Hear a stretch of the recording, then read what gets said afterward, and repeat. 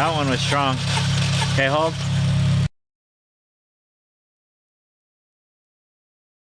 Hey guys, welcome to another edition of How to Yard. In this episode, we're in our brand new shop in the Denver area. Huge, 3,000 square feet. Big step up from the shop that I was in before, which is about 1,200.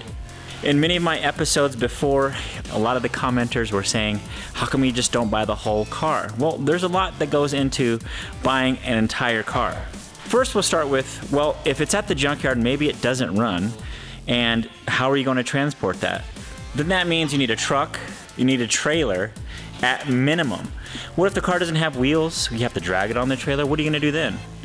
And then when you get the vehicle, where are you gonna put it? You still gotta disassemble it. And then what are you gonna do with the chassis afterwards? Well, I left many of your comments on scene on purpose because we're already working on that. That's why we've been building up to this shop right here. That's exactly what we're up to.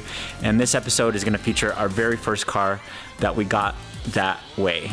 So here it is. On one of our episodes, we had a Type S. That's the Acura RSX Type S. That's what this is right here. It is in similar condition to the one that we've gotten before. The engine bay is relatively stock. And in this case, we found this one was slightly modified. All right, it looks like we got an aluminum radiator here. We got some teen coilovers in here also. And if you take a look behind me, you'll see why we ended up with this car. That thing is smashed in there pretty good. Took out the rear tailgate and of course crushed the quarter pound or the rear quarters here on both sides. Now I have an episode of taking this engine out before and we don't necessarily need to go through that again. So we're able to buy an entire car. We're able to break it down here and we can piece out the rest of the car also. Now we do have a buyer lined up for this engine and he wants some compression tests. This car actually drives. Normally, I don't have the opportunity to be able to do compression tests with the engine in the car. Most of the time the engine's out and then we'll have to attach a battery to the transmission on the starter and crank it over that way. But because this runs, then we could do it right here. The people that we bought this off of wanted to keep the power steering, so there is no alternator. And I believe the battery is dead now from us turning it over, so I'm gonna pull out one of my other special tools, which I'm gonna show you today. This is the Genius by Noco. This one right here is the GB150. They do make smaller versions of this. I believe this is one of the larger styles here. And this is basically our full-on battery pack. This thing takes almost 24 hours to completely charge. It's pretty crazy, but it lasts and starts up almost anything. In this video, we actually have some help today, believe it or not. And this is Jordan right here. We actually met him at a junkyard pool. I was going out for a TSX. And we showed up at the same car at the same time. And I think what I did was I just tripped him and then he couldn't get anything at all. Oh. Yeah, no, that's not how it went down. No, I wanted the engine and he wanted some pieces off the car that didn't make a difference to me. So helping me out. He recognized me from this series also, so I think it's cool that he's also on one. Go ahead, let it rip.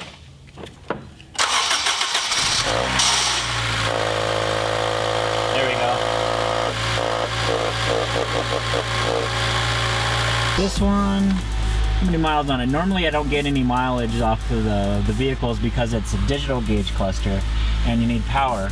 Now some people have asked me, why don't I bring one of these into the junkyards? And the junkyard actually prohibits it. Most of them do. They don't let you bring in jump boxes like that. Really? So, because I want a decent and good relationship with the junkyards that I go to, because I made it my home or my place of business, I just follow the rules. So it is what it is. And we actually have some mileage on here. The customer is aware of the mileage and just wants a good running Type S. He said all right, so you saw that the engine runs and the power supply is going to stay right there because that's what's going to help us do the compression test. Now, let me tell you, it's a lot nicer working inside than outside in the snow. Matter of fact, guys, let me show you what we're talking about. This is what we're up against, and there's a lot of snow melt since the last few days. Well, actually just today. This was completely covered, and I'm not trying to be out there. I'm sure it's like 10 degrees out there. All right, here's our compression tester. This one's by Snap-on.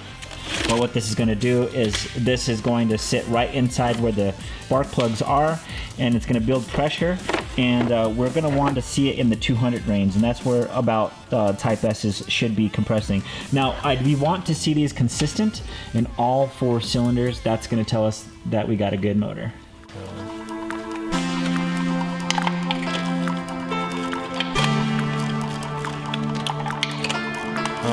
yeah, there it is, for sure. Well, at least they had some iridiums in there.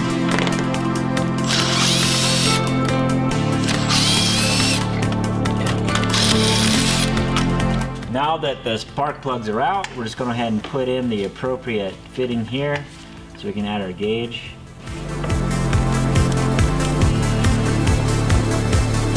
We also need to unplug the injectors because with the ECU on, it's going to start firing the injectors. What we're going to do to make things a little bit easier is just unplug the ECU altogether so that the fuel pump isn't pumping fuel into the engine and disturbing our numbers.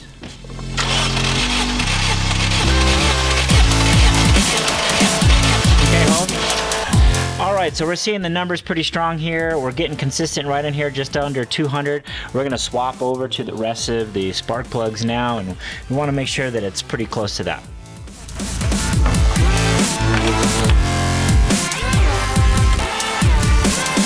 for it.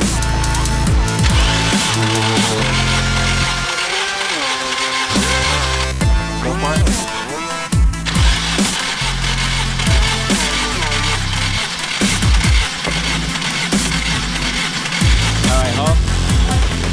I actually think my the power is not strong enough. Oh, might be dead. Yeah. So I was making some hits with the NOCO. It might be a no-go. You see our voltage is kind of low, and I've noticed like when I don't have like full voltage going to the battery, that the compression does seem to be affected by that. So I think what I'm going to do is use our other project car that we're going to be doing an episode on too. This was another crash vehicle that we're also going to be doing a how to yard video series on also.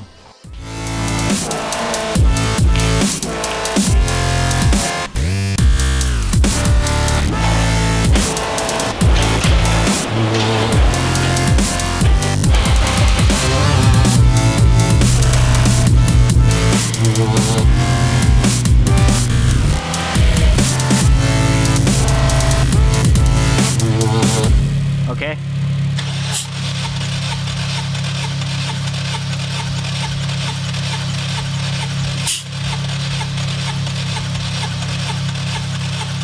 That one was strong. Okay, hold. That's going to conclude what we're going to be working on tonight. I'm sure that this video is going to expand maybe another day or two. There's only so many hours I get to actually work on these things in the day. We're going to be going through this whole process of getting the car, doing the compression test like we just did, pulling the engine, and then ultimately prepping it so you guys understand exactly the entire process, whether we're in the yard or right here in the shop. It is the next day, just like I thought it would happen.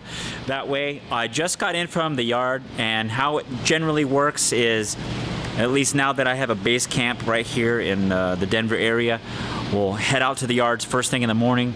That's when they put out the stuff, the new stuff out in the yard, and of course we want to make sure that we're the first ones to get whatever it is that we're looking for. This was our find for the last 2 days at least. This right here is an LSB series, and then we have a base model RSX, and this one was actually out in the yard several weeks. With that, it was still complete too. We had a shifter and cables assembly. We made sure to grab the intermediate shaft. One comment that I do receive a lot of is how lucky I am. On my Instagram page or our Facebook pages or right here even on YouTube. And guys, it's not luck. This is straight up by design. I've traveled over 100,000 miles collecting all this stuff. It is not easy. I've slept more hours in the back of my truck than I have in my house over the last year. And some of my colleagues ask, like, what's the profit margin on there? How many hours do you have in this? Well, as far as I'm concerned, the question isn't how much I'm making per hour. If someone wants to look at it like I spent 14 or 36 hours getting this one transmission, well, what was I doing in that time anyways? If I had a normal job, what was I doing on the time off? Well, that's how I see it. When you're off, you're generally spending money, not making it. All right, so the compression numbers checked out good. The customer was satisfied with that and he wanted the engine. So we're gonna go ahead and pull this out. If I didn't mention before already, the engine harness is sold on it and also the ECU. The stuff is highly sought out for with those guys that are doing their K-swaps and using Honda. We may not go all over this complete swap on how to remove it. I do have one already that's right here on the channel. And if you don't know already, we have a playlist called How to Yard. Go ahead and check it out. Something that we don't normally have to do is drain the fluids. And let me tell you, this is something that's gonna get old really quick. Fluids take up a lot of room and a lot of space, and where are we gonna put them? We need one separate for coolant, one separate for engine oil.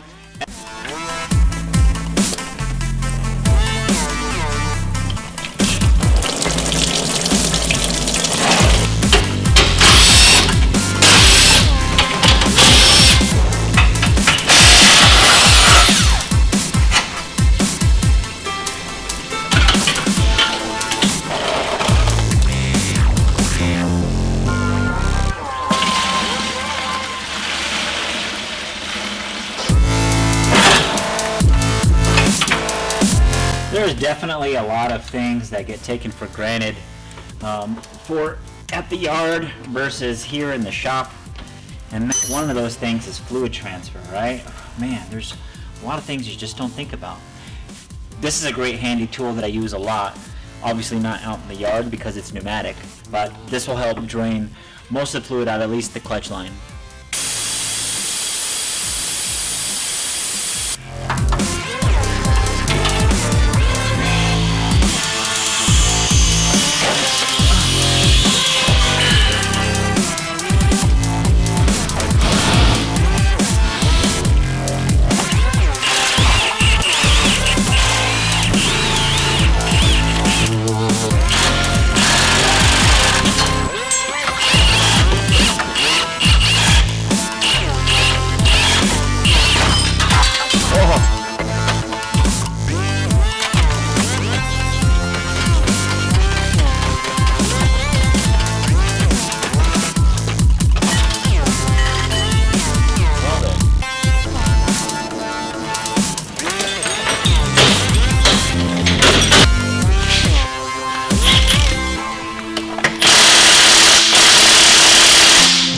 Oops.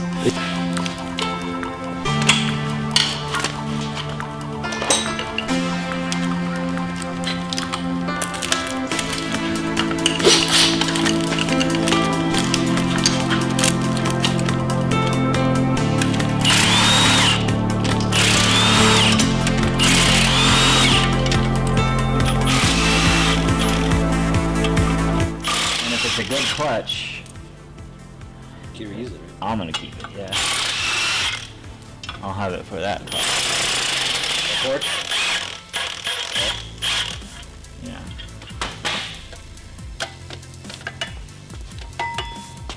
Ooh, look at that. Oh, wow. That's like fresh, man. What brand is it? Most of it looks exciting. Yeah. Oh, yeah, baby. There it is. Jordan got the harness off. You've done that before. It looks like you've done it a few times before. Just a few. Just a few? Just a few. Now, are you being sarcastic or are you being serious? I'm being serious. Only like 3 times. For sure. And then we got the clutch and flywheel off, and we were noticing that the clutch was like in immaculate, perfect shape, man. Whoever put this in did a really good job. They machined the flywheel. They even had like the tech number right here too. They did a good job. Chances are I'm going to be keeping this just to run it in my CB7. I announced that I was going to end up putting a K-Series in there to eventually have a K23 turbo in there. Ask me how that's going to work. We'll most likely end up using an adapter, but what we'll end up doing is doing a full complete K-Series swap in that first, just to get it prepared for a K-Series transplant. Then we'll work on putting an adapter plate in there afterwards. Okay, so the next steps that we have left really is to clean this up and then put it on a pallet for shipping. And then our transmission just sold while we were working on this too, so we're gonna have to get that cleaned up. And usually on any K-Series 6-speed transmissions, we open up and check it out. Second gear is known to be blown on those things. Yes. Are you familiar with those things? Yes. Yeah, so we'll definitely want to check that out for the guy before we send him out there, and just make sure that it's good. And the next step of the harness is to actually pack it up because it's shipped And we're going to be using the 141010. That's the one that fits it really well. So we're going to take it over here to our shipping station. And remember, we just moved in here, so I have stuff piled up all over the place. We're still not completely organized, but we still have to work. And one of the first things I did organize was our little shipping station here. And he actually packaged one of these up earlier today, and so he's got some good experience with that, you know. But I put this on a tripod and help him out.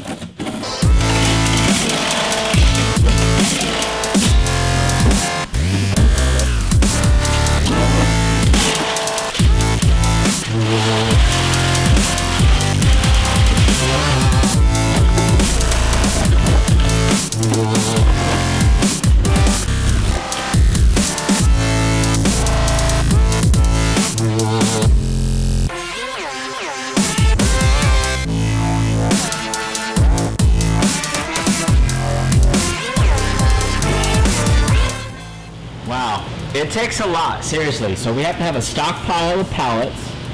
Then, for the longest time, I didn't even have a pallet jack to even move it. And then I even had to borrow this thing. Now, I did end up purchasing this because we do plan on doing this as a business, and this was something else that we had to do to be able to move those pallets into the big semi-trailers to be able to ship this stuff out. And I ended up purchasing this from a buddy. That shop was right across from mine.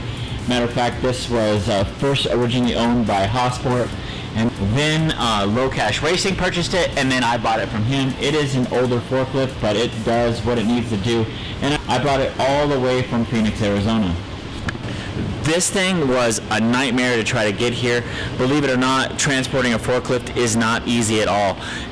It takes a special kind of trailer to be able to move this at all. Finding guys like that was just crazy. You can't rent a trailer interstate doing that. You can't. I looked for several shipping companies that were interested in moving it. It wasn't going to happen. And then I tried an app called youve, which is, I guess, just privateers listing their services on there. We had 2 guys show up, couldn't get it. I ended up having to do this myself. I posted on Facebook, guys, I need help. How do I do this? Guys, we ended up calling a tow truck. Tow truck then lifted it up off of the ground, then set it on a flatbed trailer. Then we moved it 1,000 miles from Phoenix, Arizona, right down here into the Denver area, and I finally got it. On top of having the pallet, we need to be able to secure our motor, and this right here we have our bander. This right here is about $500 worth of materials. We need a special tool here to really tighten on the bands onto the engine, and then of course we need some snips to be able to cut it, and then we also have this guy right here. This thing crimps on these fittings that tightens the bands together. But before we can even do that, we need to wrap the engine completely so that this stuff doesn't dig into that stuff and break anything. And of course, this will help protect anything that might fall on it on its trip to where it needs to go.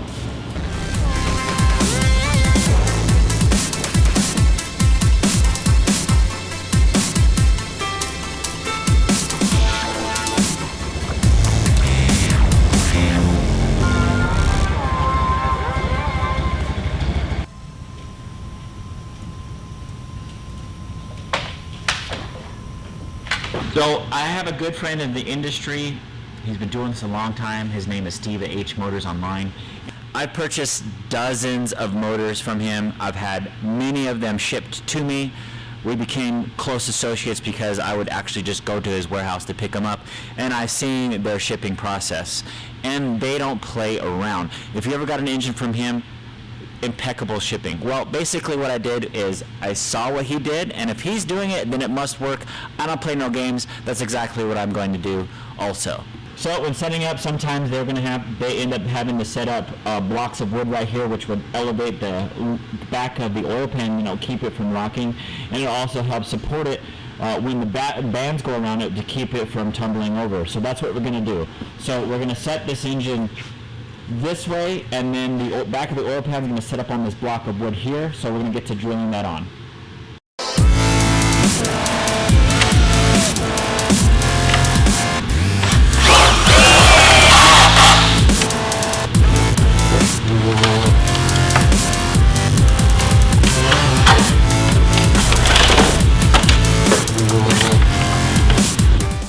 and took off some brackets that might be impeding the shipping process. So now what I'm going to be doing is I'm going to first wrap this with some of this foam material, and then we're going to wrap it up again with this cardboard.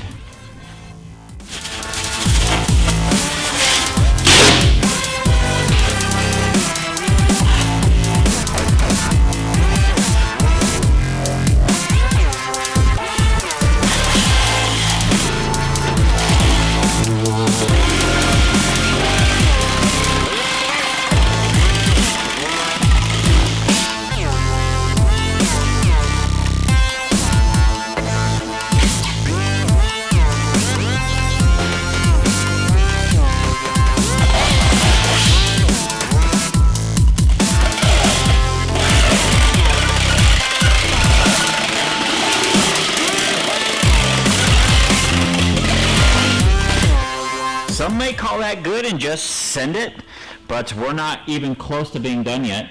So what ends up happening is this steel band will rip and tear right through that, because in most cases these do ship over 1,000 miles to their destination.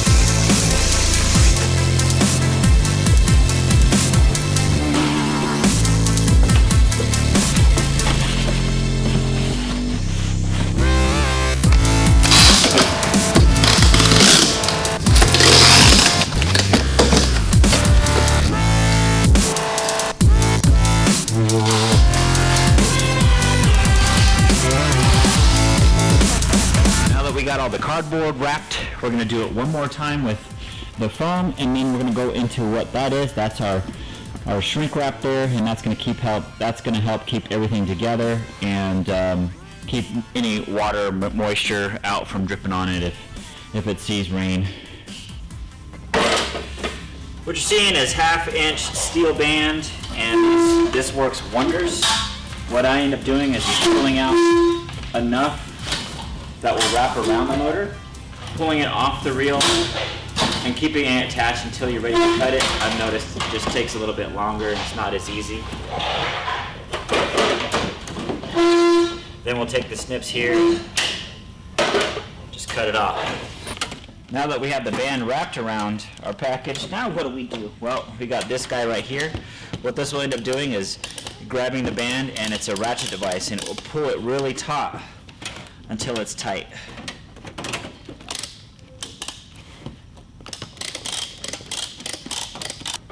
And we'll add our crimps, and this device right here squeezes it onto the band, and that's what locks it in place. Here's what those look like up close, and here's the tool. You can see how it ratchets it on there.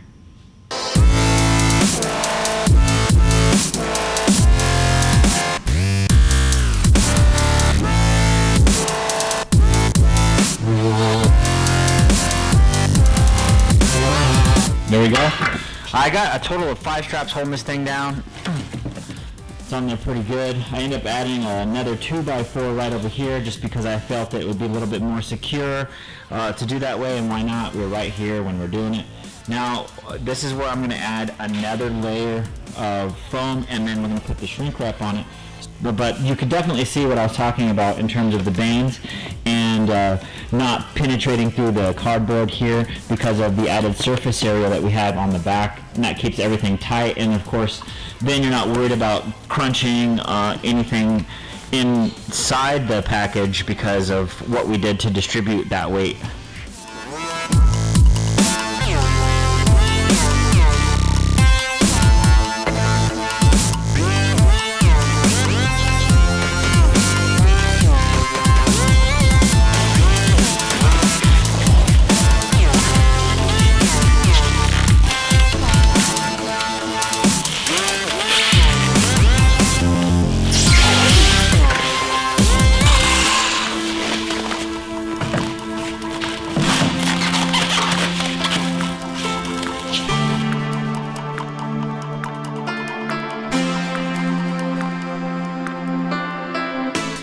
I'm pretty wore out.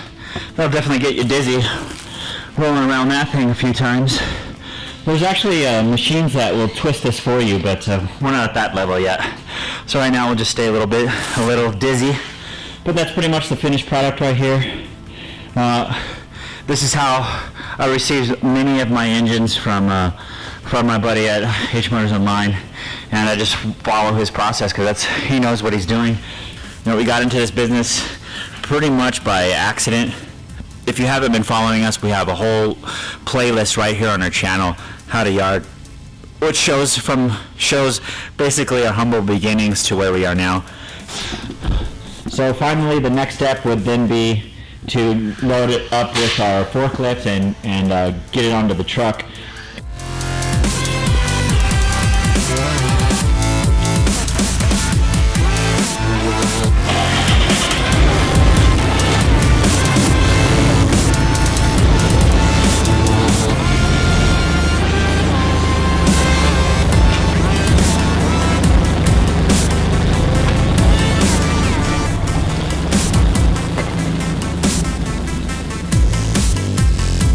So that's going to conclude this episode of How to Yard. Thank you very much for watching.